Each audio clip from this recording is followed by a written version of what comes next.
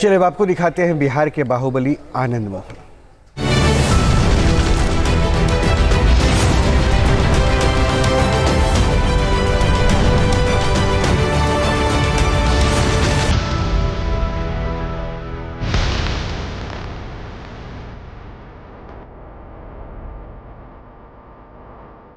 युद्ध और प्यार में सब कुछ जायज है। हम राजपूत हैं, हम लड़ते हैं, ताल ठोक के लड़ते हैं और मिलते हैं दिल खोल के मिलते हैं।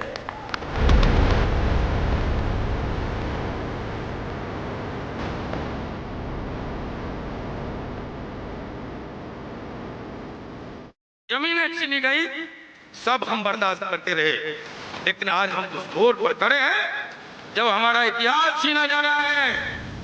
जग जाइए, खड़े हो जाइए, इन इतिहास चोरों के खिलाफ खड़े होना आज वक्त का तकाजा है। मर्द जेल से नहीं डरता, आनंद मोहन डरने वाले लोग।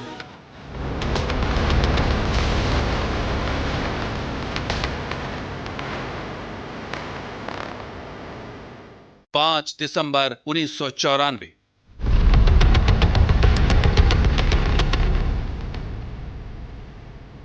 बिहार के मुजफ्फरपुर की सड़कों पर हजारों का हुजूम था और उसी हुजूम के बीच था अगड़ी जाति का कुख्यात गैंगस्टर छोटन शुक्ला का शव। भीड़ से लगातार आवाज आ रही थी, बदला लेना जरूरी है।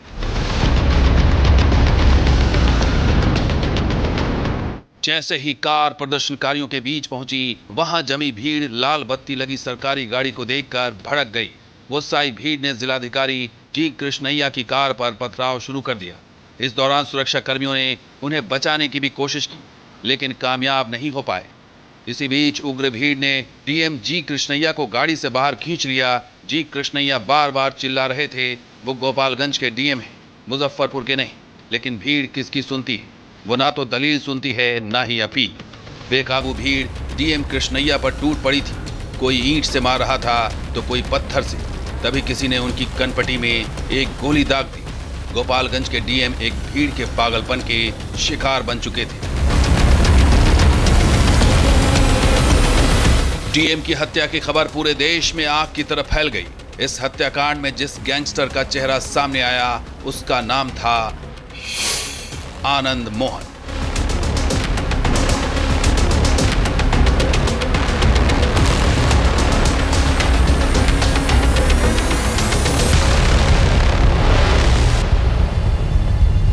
आरोप लगा कि डीएम की हत्या करने वाली भीड़ को गैंगस्टर आनंद मोहन ने उकसाया था। पुलिस ने आनंद मोहन के खिलाफ एफआईआर दर्ज की, साथ में 5 और लोगों को भी नामजद आरोपी बनाया। इस हत्याकांड के 13 साल बाद साल 2007 में पटना हाईकोर्ट ने आनंद मोहन को दोषी करार दिया और फांसी की सजा सुनाई।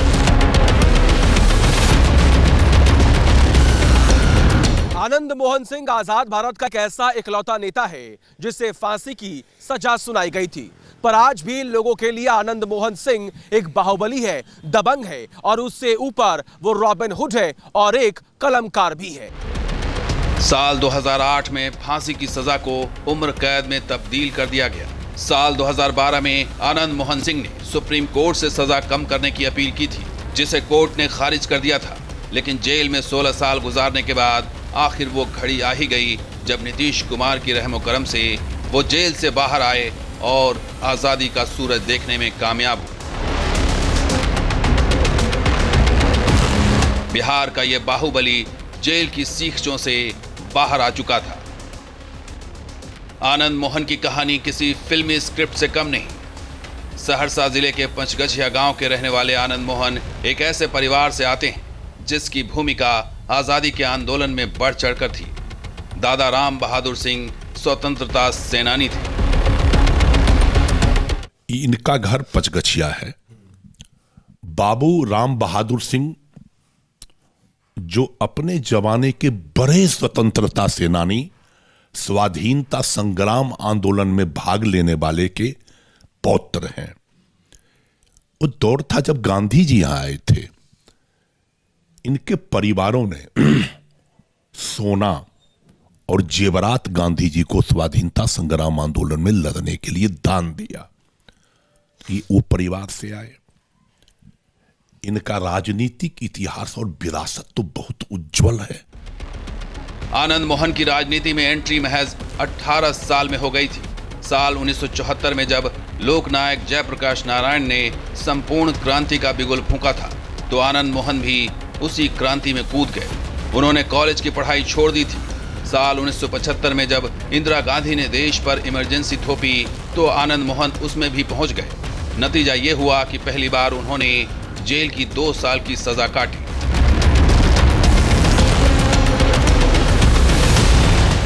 जब इनकी शुरुआत हुई तो एक विद्रोही किस्म के ये व्यक्ति नौजवान थे। तो फ्रॉम वेरी बिगिनिंग, जब स्कूल लाइफ में थे, उसी समय से इन्होंने कुछ पत्रिका वगैरह भी, कोई इनकलाब या याद नहीं हमको, कोई पत्रिका वगैरह का लेखन उसी समय शुरू किया इन्होंने।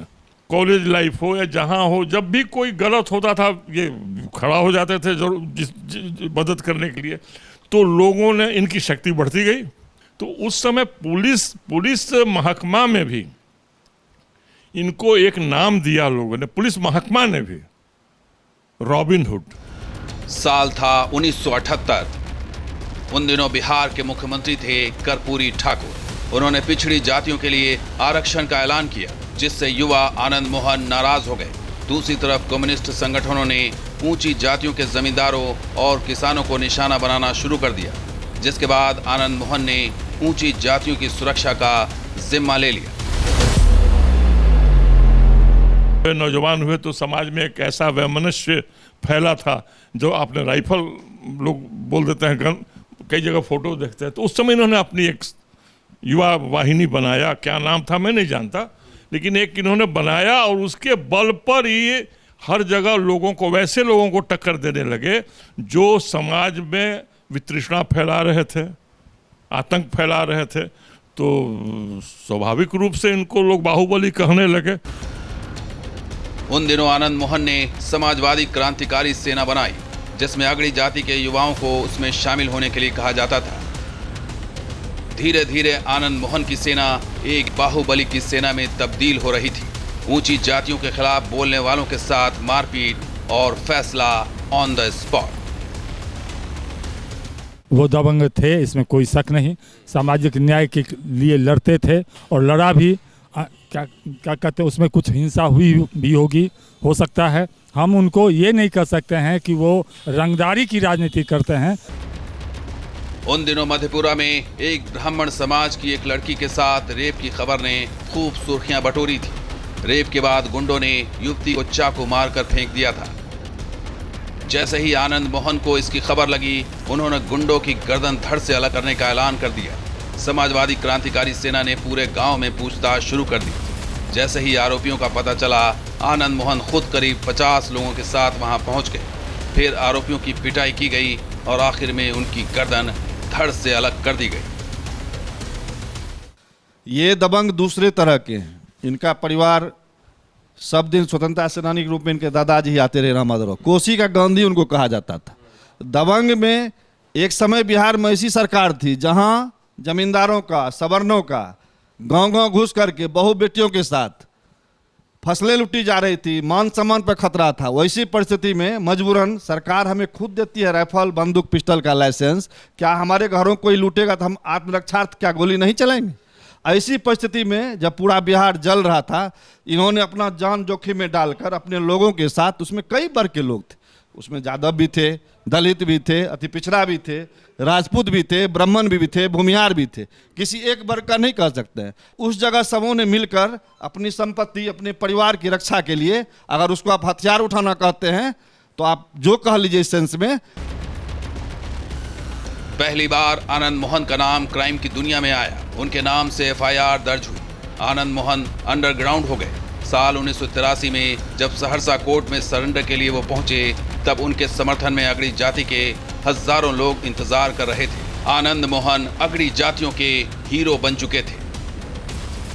बंदूक और बम कभी इनकलाब नहीं लाते। इनकलाब की तलवार विचारों की शान पर तेज होती है, और यह बात आप जान लीजिए कि बहरों को सुनाने के लिए धमाके की जरूरत। डॉन गिरी की गाड़ी आगे बढ़ी तो आनंद मोहन के खिलाफ एक के बाद एक मुकदमे दर्ज होने शुरू हो गए। उन पर NSA लगा, CCA लगा और मीसा भी। उन्हें पकड़ने के लिए 1000 रुपये से लेकर 25,000 रुपये तक के इनाम का भी ऐलान किया गया। फिर आया 1990 का दशक, जब राजनीति की दुनिया में अपराध की एंट्री हो रही थी। वो एक दौर था, फैशन था, केवल सहरसा में ही नहीं, आनंद मोहन और पप्पू यादव ही नहीं, बिहार में एक फैशन था, क्रेज था। बाहुबली की राजनीति में आवश्यकता उस समय में महसूस की गई, क्योंकि लॉ एंड ऑर्डर फेल्योर था और तत्कालीन सरकार को चुनाव जीतना होता था। इसलिए सही बोले, वो जो बूथ कैप्चरिंग के लिए उस सब को रखता था। धीरे धीरे उस सब में महत्वाकांक्षा जगी। साल 1990 में जब विधानसभा चुनाव का ऐलान हुआ तो आनंद मोहन समझ गए थे आरक्षण के खिलाफ लड़ाई को आगे बढ़ाने के लिए विधानसभा पहुंचना होगा। ऐसे में उन्होंने चुनाव से पहले सरेंडर कर दिया और जेल में रहकर जनता दल के टिकट पर महसी से चुनाव लड़ा। कि हॉस्पिटल के अंदर में गुलाब यादव की हत्या का आरोप लगा उन पर, उन्होंने गुलाब यादव की हत्या की है और यादव के विरोधी के रूप में कि कुछ लोगों ने उनको कहा कि यादव के सबसे बड़े अगर कोई विरोधी है तो आनंद मोहन है। वो बात आया 84 में वो लोकसभा के चुनाव में खड़े हुए, नहीं जीत पाए। फिर 85 के अंदर में जाकर के एक किशनपुर के अंदर में वहां से विधानसभा का चुनाव लड़े, नहीं जीत सके। वो 89 ईस्वी में लोकसभा के उम्मीदवारी के लिए प्रयास किया, सफलता न मिली उनको। 90 ईस्वी में जनता दल से उन्होंने महिसी से उम्मीदवार बने। बड़ा आश्चर्य लगेगा आपको, अगर सिर्फ जात के वोट से जीतते तो 64,000 से अधिक ज्यादा वोट जहां महिसी में पाया जाता था, आनंद मोहन को लोगों ने सब भूल करके उनको MP बनाया। लेकिन उसी साल अगस्त महीने में PM विश्वनाथ प्रताप सिंह ने मंडल कमीशन की सिफारिशों को लागू कर दिया, जिससे देश भर में भारी बवाल शुरू हो गया।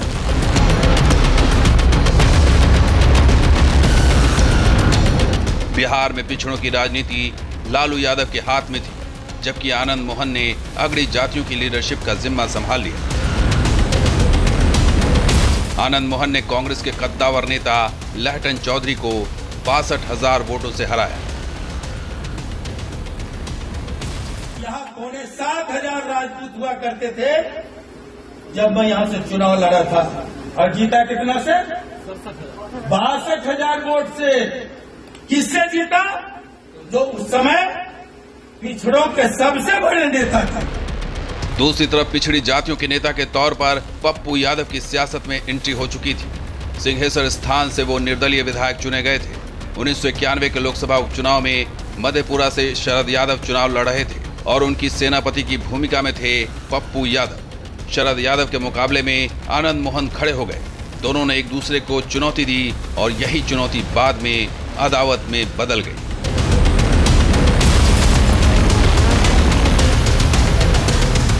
आनंद मोहन सिंह और पप्पू यादव के बीच जो गैंगवार हुई, उसकी एक घटना है कि समाजवादी के बड़े नेता, जिनको लोग कहते हैं मंडल मसीहा, शरद यादव जी, वो मधेपुरा से उपचुनाव में उम्मीदवार थे।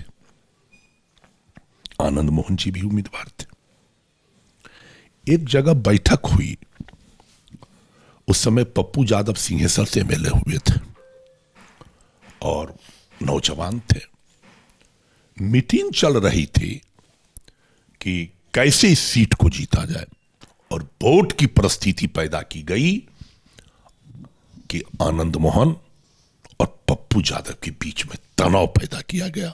घटनाएं हुई, गोली चली, लोग मरे भी, और तब वोट का पोलराइजेशन हुआ और बड़े वोटों से लोग जीते। आनंद मोहन और पप्पू यादव की पहली गैंग वॉर भगवा गांव में हुई, जब पप्पू यादव के गुट ने आनंद मोहन की कार पर अंधाधुंध फायरिंग कर दी। इस गैंग वॉर में आनंद मोहन के 3 लोग मारे गए।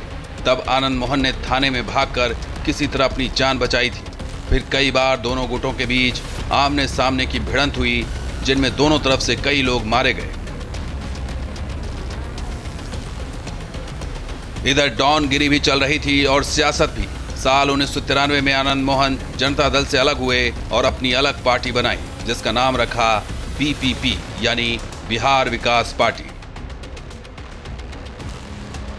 1994 में ही वैशाली सीट से अपनी पत्नी लवली आनंद को मैदान में उतारा, जिसमें उनकी बम्पर जीत हुई। लवली आनंद जो खुद एक राजनीतिक परिवार से ताल्लुक रखती थी और 3 साल पहले ही यानी साल 1991 में आनंद मोहन से उनकी शादी हुई थी। उस शादी में तत्कालीन प्रधानमंत्री चंद्रशेखर भी पहुंचे थे। 1995 के विधानसभा चुनाव में BPP कोई खास कमाल नहीं कर पाई। तीनों सीट पार्टी हार गई, जिसके बाद आनंद मोहन ने BPP का विलय समता पार्टी में कर दिया। साल 1996 में समता पार्टी के टिकट पर चुनाव लड़ा और सांसद बने। फिर 1998 में RJD के टिकट पर शिवहर से सांसद बने।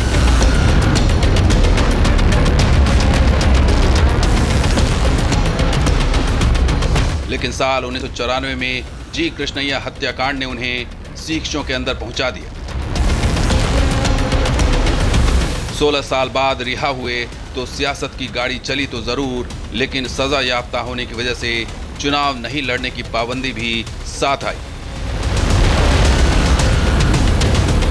मेरी नज़र में आनंद मोहन सिंह एक ऐसे नेता हैं, राजनेता हैं, जो शक्तिशाली भी हैं और ख़ास करके गरीब मजलूम किस्म के जो लोग हैं या ज़रूरतमंद जो भी लोग हैं, वो जब जेल में थे 16 वर्षों तक उन्होंने जेल काटा।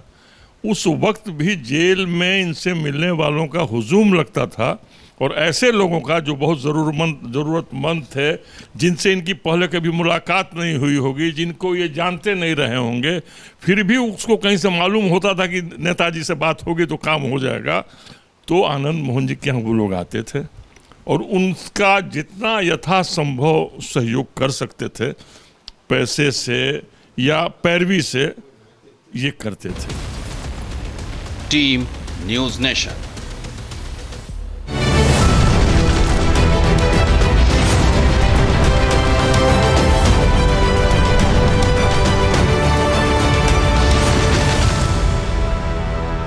जहाँ भक्ति है हर शब्द में, कथाओं में छुपे हैं दिव्य रहस्य और ज्योतिष देता है जीवन को दिशा। धर्म से जुड़ी हर बातों को जानने के लिए हमारे चैनल स्तुति को सब्सक्राइब करें।